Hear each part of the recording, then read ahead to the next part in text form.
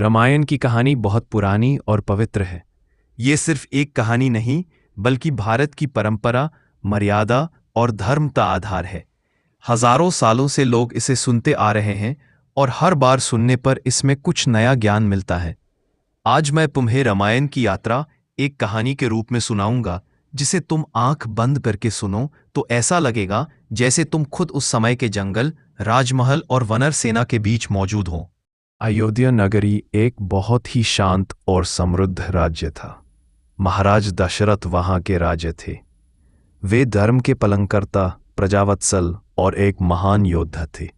लेकिन उनके हृदय में एक दुख था कि उनकी उम्र के अंत तक उन्हें पुत्र संतान का सुख प्राप्त नहीं हुआ था। राज्य के लोग भी प्रार्थना करते थे कि उनके राजा को एक ऐसा पुत्र मिले जो मर्यादा का पालन करे और अयोध्या के ज्ञान और शौर्य को आगे बढ़ाए।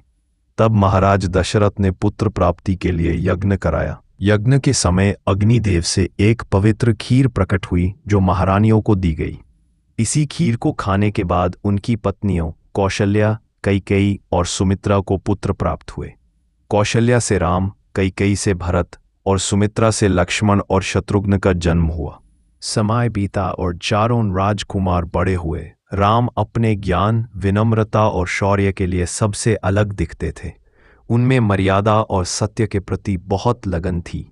लक्ष्मण हमेशा राम के साथ रहते, उनके प्रति अपना पूरा प्रेम और समर्पण देते। भरत और शत्रुघ्न भी अपने अपने गुणों के लिए प्रशंसित थे। एक दिन ऋषि विश्वामित्र अयोध्या आए। उन्होंने महाराज दशरथ से कहा कि उनके यज्ञ को असुर परेशान कर रहे हैं। उन्हें राम और लक्ष्मण की आवश्यकता है जो रक्षा कर सकें।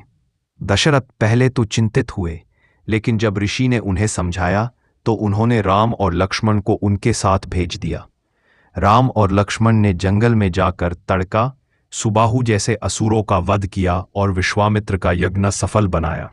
इसी यात्रा के दौरान मिथिला नगरी में स्वयंवर का आयोजन हो रहा था।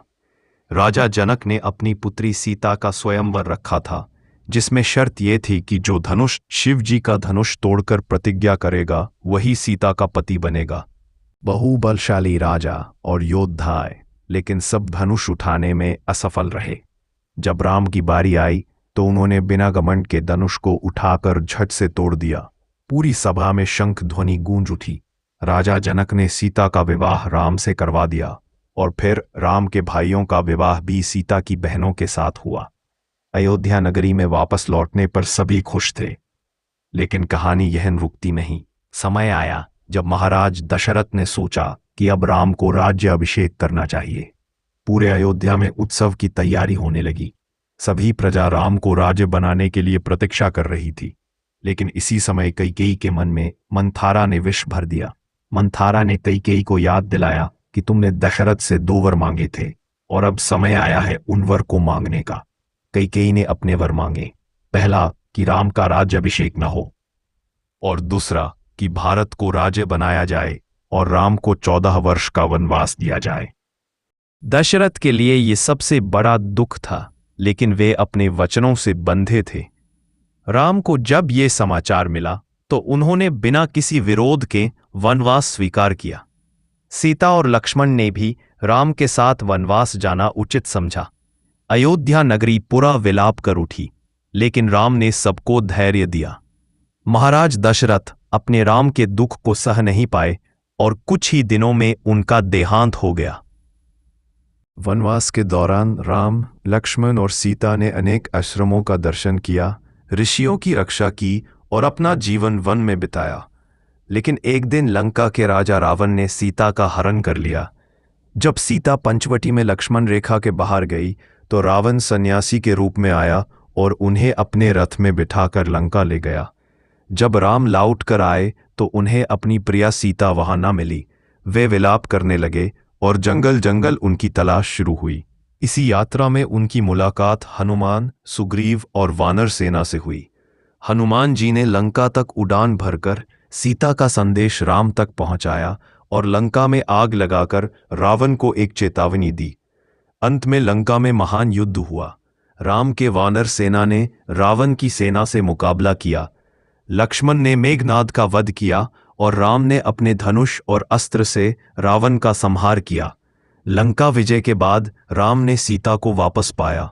14 वर्ष के वनवास के बाद जब राम अयोध्या वापस आए तो नगरी दीपमाला से जगमग उठी। लोगों ने दीपक जलाकर अपने प्रियतम राजा का स्वागत किया। इसी दिन को हम आज भी दिवाली के रूप में मनाते हैं। राम ने राज्य का पालन मर्यादा, न्याय और प्रेम से किया। उनका शासन हमेशा राम राज्य के रूप में याद रखा जाता है। रामायण हमें यह सिखाती है कि मर्यादा, सत्य और धर्म का पालन करना सबसे महत्वपूर्ण है, चाहे परिस्थिति कितनी भी कठिन क्यों ना हो। राम जैसे पुरुषार्थी अपने कर्तव्य को नहीं छोड़ते और इसीलिए राम को मर्यादा पुरुषोत्तम कहा जाता है।